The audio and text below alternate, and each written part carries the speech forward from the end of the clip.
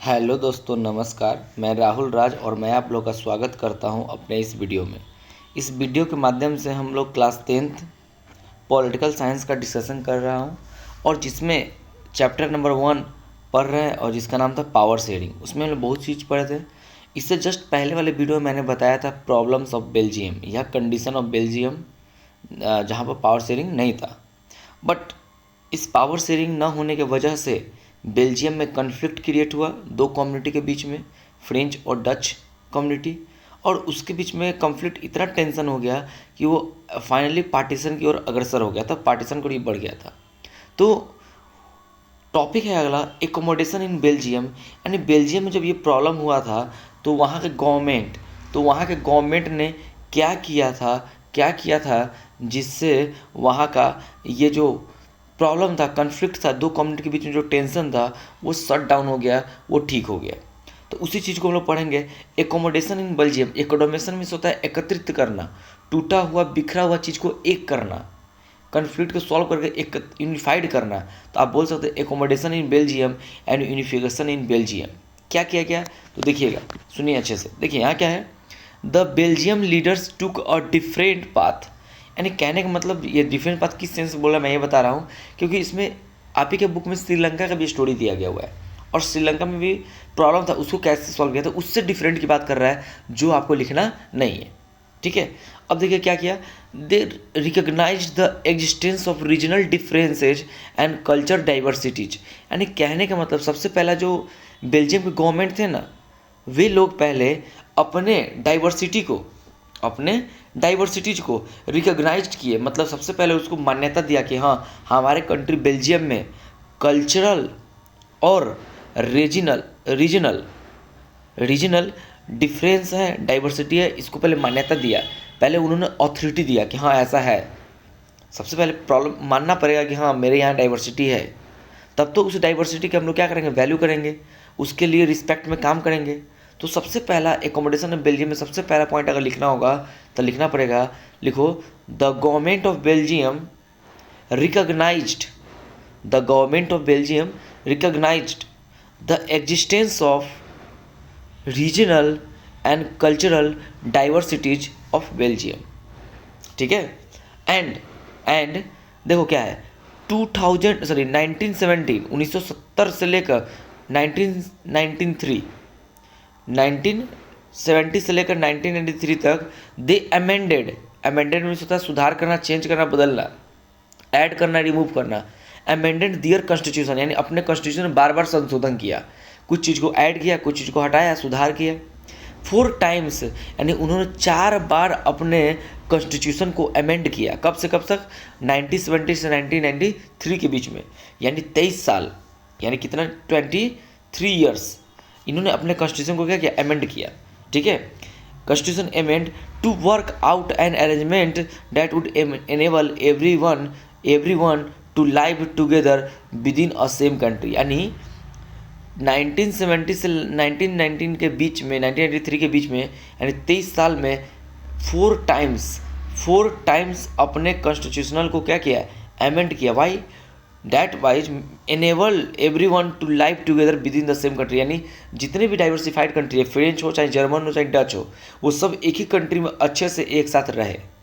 तो अगला रिमार्क लिखिए Belgium government amend their constitution 4 times which enable everyone to live together within the same country, full stop.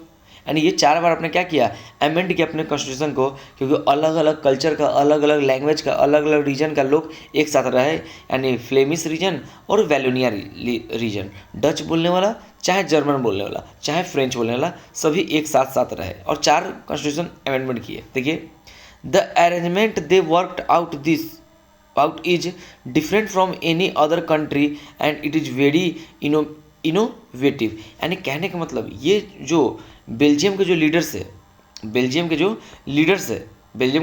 थे उन्होंने अपने constitution को अमेंडमेंट किया और इस तरह से अपने कंट्री का अरेंज किया जो शायद अनदर कंट्री से क्या डिफरेंट है और एक इनोवेटिव था। अब कहीं सर इनोवेटिव कैसे, तो आगे हम लोग डिस्कशन करेंगे ये पॉइंट ये पॉइंट ये पॉइंट और एक पॉइंट और दिया है चौथा पॉइंट, तब क्लियर हो जाएगा how it is innovative. Innovative का मतलब होता है कोई नया चीज़, जो सब कुछ करता है उसको इनोवेटिव नहीं करते हैं, ठीक है, इनोवेटिव।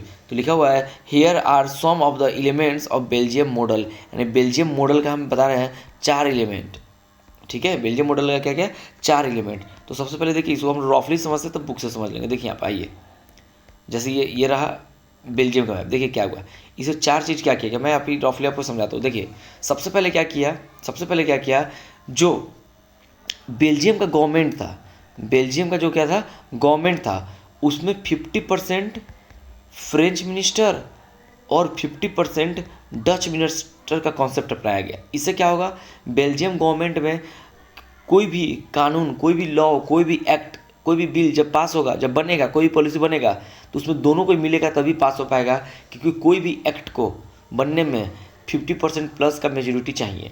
तो सबसे पहला अमेंडमेंट ये किया कि गवर्नमेंट में 50% मिनिस्टर डच बोलने वाला और 50% मिनिस्टर्स क्या बोलने वाला, फ्रेंच बोलने वाला, आधा आधी दोनों रहेगा, पहला चीज़। दूसरा काम इन्होंने क्या किया, एक फ्लेमिश रीजन के लिए स्टेट गवर्नमेंट बना दिया, एक वेलोनिया रीजन के लिए स्टेट गवर्नमेंट बना दिया। मतलब बेल्जियम गवर्नमेंट, सेकेंड बात बता रहे हैं, establish the 2 state government, provisional government, 1 for the Flemish region and 1 for the Wallonia region. And उसी जब गवर्नमेंट बनाया, फ्लेमिश का गवर्नमेंट अलग, बेलोनिया का गवर्नमेंट अलग, तो सेंट्रल गवर्नमेंट जो था यहाँ ब्रुसेल्स में, उससे कुछ पावर दे दिया इसको और उससे कुछ पावर दे दिया इसको, यानी जो भी ऐसा पावर जो प्रोविंशियल और स्टेट लेवल पर होता है उनको ट्रांसफ़र कर दिया। दूसरा चीज़ खत्म। चलिए थर्ड चीज़ इन्होंने क्या किया, ब्रुसेल्स, बेल्जियम जो था ना, ब्रुसेल्स बेल्जियम का जो कैपिटल था, उसमें एक अलग से गवर्नमेंट बना दिया, ब्रुसेल्स गवर्नमेंट। कैसे, दिल्ली में एक दिल्ली सरकार है, एक दिल्ली में पूरा भारत की सरकार है, तो वैसे ब्रुसेल्स में एक स्टेट गवर्नमेंट बना दिया, गवर्नमेंट ऑफ द ब्रुसेल्स, और इसमें भी 50-50% का क्या कर दिया, मिनिस्ट्री बांट दिया कि 50% इस रीजन से और 50% इस रीजन से। तीसरा चीज़। चौथा चीज़, इन्होंने कम्युनिटी गवर्नमेंट का एस्टेब्लिशमेंट किया। कम्युनिटी गवर्नमेंट यानी वैसा गवर्नमेंट जो फ्रेंच बोलने वाला लोग खड़ा होगा और फ्रेंच बोलने वाला जो कहीं भी रहे, ऊपर फ्लेमिश में रहे, चाहे बेलोनिया में रहे, चाहे जर्मन रीजन में, एनीवेयर, ये जो कंट्री दिख रहा है, ये जो कंट्री दिख रहा है बेल्जियम, इसमें कहीं भी रहने वाले फ्रेंच लोग एक फ्रेंच सरकार का गठन करेगा और डच लोग एक डच कम्युनिटी के गवर्नमेंट को चुनेगा, और इसे हम लोग बोलते हैं कम्युनिटी गवर्नमेंट, यानी लैंग्वेज बेसिस पर गवर्नमेंट बना दिया। और ये गवर्नमेंट उसके लैंग्वेज से रिलेटेड इश्यूज पर बात करेंगे, उसके कल्चर से रिलेटेड बात करेंगे, उसके एग्जामिनेशन से बात करेंगे, मतलब जो भी लैंग्वेज से रिलेटेड इशू होगा उसको सॉल्व करेंगे। ये 4 तरीका अपनाया और आज बेल्जियम इसके कारण क्या है, स्टेबल है। चलिए अब मैं आपके बुक के अकॉर्डिंग चलता हूँ। चलिए देखिए, चलिए यहाँ देखिए सबसे पहला मॉडल, यहाँ चलिए देखिए यहाँ पे लिखा हुआ है the constitution prescribes that the number of Dutch and the French speaking ministers shall be equal means बात 50-50% in the central government. 50-50 piece से मत याद रखना, 50 and 50% बोले हैं मैंने, ठीक है। तो equal in the central government, यानी बेल्जियम के गवर्नमेंट में पहला अमेंडमेंट करके डच बोलने वाला और फ्रेंच बोलने वाला स्पीकिंग आधा आधा इक्वल कर दिया। सम स्पेशल लॉज रिक्वायर्ड, अब बता कोई भी लॉ बना तो 50% प्लस चाहिए, तो देखिए some special laws required the support of the majority of members from each linguistic group, यानी ऐसा कोई भी डिसीजन होगा जिसमें दोनों मेंबर्स का क्या चाहिए, मेजोरिटी चाहिए तभी पास होगा, क्योंकि कोई भी बिल को एक्ट बनने के लिए मेजोरिटी मिलना चाहिए, और 50 है तो 50 प्लस मिलेगा तभी काम चलेगा।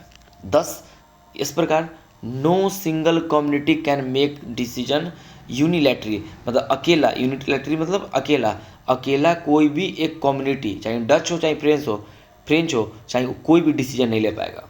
पहला चीज़ याद हो गया, इसको मैं दिखाऊंगा, आप लिख लीजिएगा, सेम आज यही पॉइंट लिखना पड़ेगा कि फर्स्ट अमेंडमेंट से क्या 50%। चलिए वही पॉइंट सेम नोट करना, 1 नंबर, 2 नंबर, 3 नंबर, 4 नंबर। चलिए सेकंड नंबर को हम लोग समझने की कोशिश करते हैं, और उसके बाद मैं एक पोस्टर दिखाऊंगा आपको, जहाँ से मन होगा वहाँ से लिख लीजिएगा। सेकंड चीज़ देखिए, many powers of the central government, जो सेंट्रल गवर्नमेंट था ब्रुसेल्स में government, have been given to the state government of the 2 regions of the country. 2 regions मतलब फ्लेमिश रीजन और Wallonia region. The state governments are not subordinate to the central government, यानी कहने का मतलब क्या निकला कि जो ब्रुसेल्स में जो सेंट्रल गवर्नमेंट था, तो सेंट्रल गवर्नमेंट से कुछ पावर को स्टेट गवर्नमेंट को ट्रांसफर कर दिया था, जो दोनों रीजन में था। एक था फ्लेमिश रीजन और एक क्या था, वेलोनिया रीजन। और स्टेट गवर्नमेंट यानी वेलोनिया का government and Flemish government is not the subordinate of the central government, मतलब उसके अंदर में नहीं था। ये same as it is point लिखना पड़ेगा, आप 2 नंबर डाल के पूरा स्क्रीनशॉट लेके छाप लीजिए, ठीक है। यानी state government is not the subordinate, यानी स्टेट गवर्नमेंट अपने मन से काम करेगा, सेंट्रल गवर्नमेंट से पूछ के काम नहीं करेगा। हाँ, उस चीज़ पर काम करेगा जो स्टेट गवर्नमेंट के लिस्ट में आएगा। तो सेंट्रल गवर्नमेंट से कुछ पावर स्टेट गवर्नमेंट को दे दिया है, 2 रीजन्स का, फ्लेमिश और वेलोनिया का, और नॉट सब ऑर्डिनेट उसके अंदर में नहीं है। सेंट्रल गवर्नमेंट से कभी पूछ के स्टेट गवर्नमेंट काम नहीं करेगा बेल्जियम में। चलिए आगे देखिए, तीसरा स्टेप देखिए, Brussels has a separate government in which both community have equal representation. देखिए थर्ड स्टेप यही लिखना है। ब्रुसेल्स जो कैपिटल था उसमें एक सेपरेट गवर्नमेंट आ गया, उसमें एक अलग से गवर्नमेंट आ गया, उसमें एक अलग से क्या आ गया, गवर्नमेंट आ गया, ठीक है। एक मिनट रुकिए, एक मिनट। उसमें एक अलग से क्या आ गया, गवर्नमेंट आ गया। और दोनों गवर्नमेंट में क्या हुआ, दोनों उस गवर्नमेंट में दोनों कम्युनिटी का इक्वल क्या रहेगा, रिप्रेजेंटेशन रहेगा। The French speaking people accept equal representation accepted equal representation in Brussels because the Dutch speaking community has accepted equal representation in the country. यानी कहने का मतलब ये नहीं लिखेगा, आपको ये नहीं लिखना है, केवल ये लाइन लिखना है यहाँ से लेकर यहाँ तक। चलिए मैं बता दूँ क्या लिखेगा, समझा देता हूँ। ब्रुसेल्स के पास, ब्रुसेल्स में एक अलग अलग गवर्नमेंट बना जिसमें इक्वल रिप्रेजेंटेशन दोनों कम्युनिटी का हो गया, और फ्रेंच भी इस चीज़ को एक्सेप्ट किया और डच भी इस चीज़ को एक्सेप्ट किया कि ठीक है ब्रुसेल्स में गवर्नमेंट बनेगा जो केवल ब्रुसेल्स के लिए काम करेगा। बिकॉज आपको पता है ब्रुसेल्स में 80% क्या था, फ्रेंच बोलने वाला था, और 20% क्या था, 20% क्या था, डच बोलने वाला था। अब 20-80 से मतलब नहीं है, दोनों 50-50% यानी आधा आधा दोनों हो जाएगा। अगर मान लीजिए 500 सीट है तो 250 सीट फ्रेंच का और 250 सीट किसका, डच का। तो आगे देखिए वो लिख लीजिएगा, देखिए उसी में accepted equal representation in the central government, ठीक है। चलिए क्योंकि सेंट्रल गवर्नमेंट दोनों बराबर में एक्सेप्ट कर लिया था। आते हैं हम नेक्स्ट, लास्ट चीज़ जो सबसे इंपॉर्टेंट बनाता है इस मॉडल को, कम्युनिटी गवर्नमेंट। क्या बनाता है, कम्युनिटी गवर्नमेंट। देखिए ये क्या रहा, कम्युनिटी गवर्नमेंट, जो क्या बनाता है, सबसे इंपॉर्टेंट बनाता है इसको, कम्युनिटी गवर्नमेंट को, ठीक है। तो लिखा हुआ है a part from the central and the state government there is a third kind of government this चलिए कहने का मतलब this is called the community government. इसे क्या कहते हैं, कम्युनिटी गवर्नमेंट कहते हैं। क्लियर है, क्या कहते हैं, community government. Is elected by the people belonging to the one language of community, Dutch और French and German speaking, no matter where they live. यानी वहाँ पर जर्मन बोलने वाला एक कम्युनिटी गवर्नमेंट, फ्रेंच बोलने वाला एक कम्युनिटी गवर्नमेंट और डच बोलने वाला एक कम्युनिटी गवर्नमेंट बना दिया गया। जर्मन वाले को जर्मन सेलेक्ट करेगा, फ्रेंच वाले को फ्रेंच सेलेक्ट करेगा और डच वाले को डच सेलेक्ट करेगा। No where they live, no matter where they live, कहाँ पर हो रहा था ऐसा कोई मैटर नहीं, कहीं के भी हो सकता है, फ्लेमिश रीजन का हो चाहे वेलोनिया रीजन का हो, अपने गवर्नमेंट को एक चुनेगा, कम्युनिटी गवर्नमेंट। और कम्युनिटी है तो कम्युनिटी से रिलेटेड काम करेगा। This government has power regarding culture, educational and language related issues. तो आप देखिए this is the unique things of Belgium model to establish the country.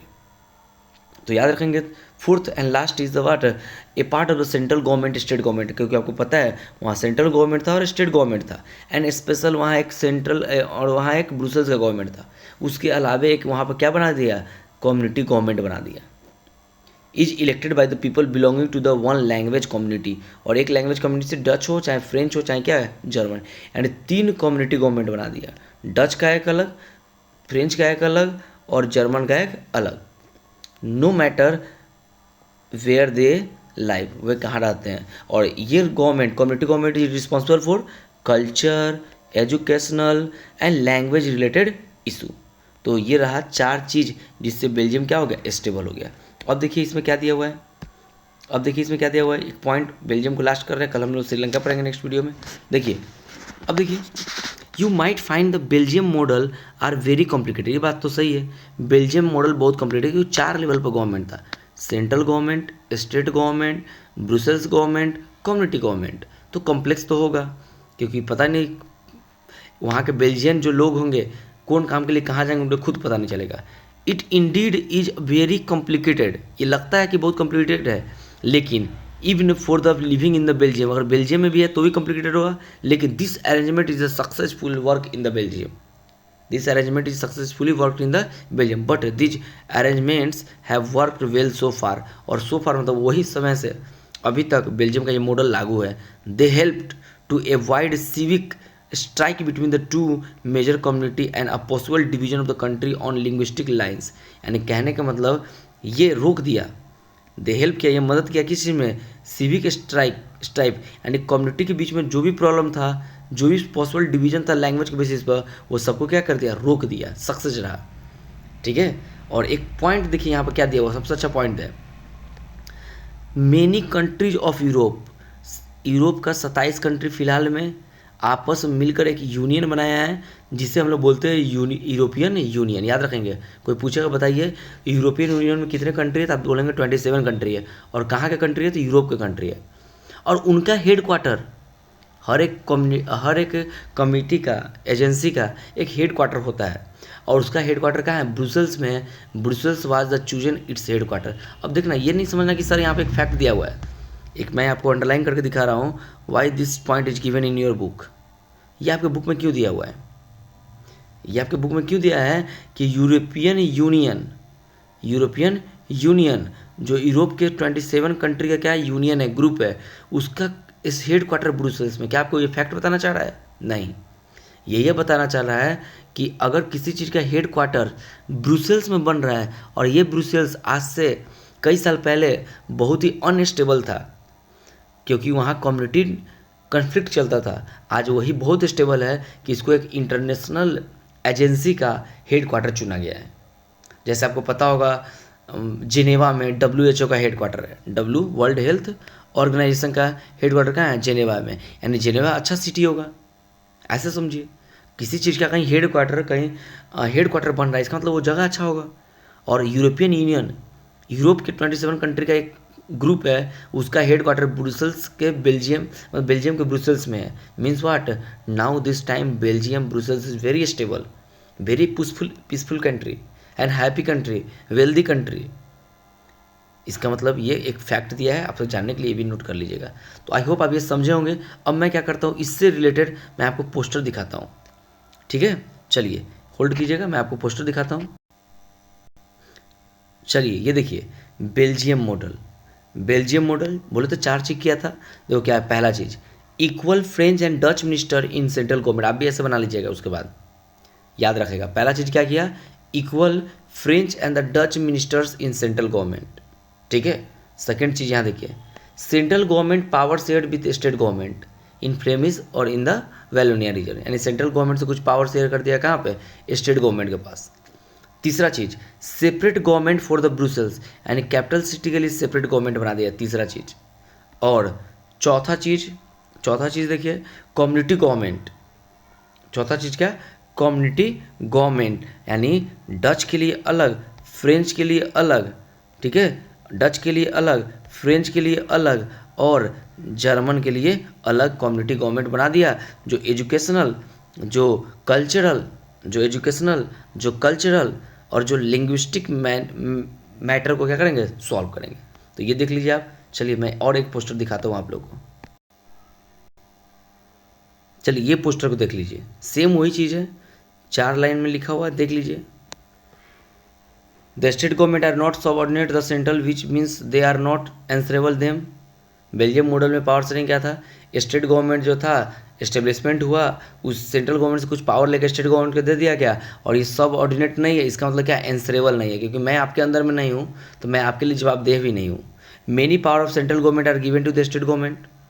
Dutch and the French enjoy the majority over each other in the whole nation and the capital respectively, यानी capital में भी और पूरा nation में दोनों क्या होगा, equal हो गया। Thus both community have equal number of representative in the central as well as the Brussels government, यानी सेंट्रल गवर्नमेंट और ब्रुसेल्स गवर्नमेंट इक्वल रिप्रेजेंटेटिव होगा।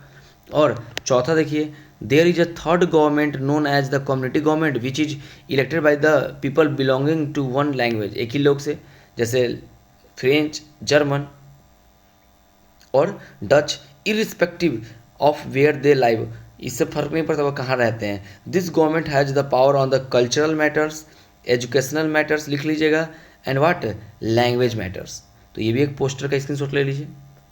तो धन्यवाद दोस्तों, मिलते हैं हम अगले वीडियो में। और अगर क्लास 10th के स्टूडेंट है पक्का इसको नोट डाउन कीजिएगा और तब एनसीईआरटी पढ़िएगा, बहुत मजा आएगा, क्योंकि किताब से थोड़ा आगे पढ़ना पड़ेगा। मिलते हैं स्टूडेंट अगले वीडियो में। जय हिंद।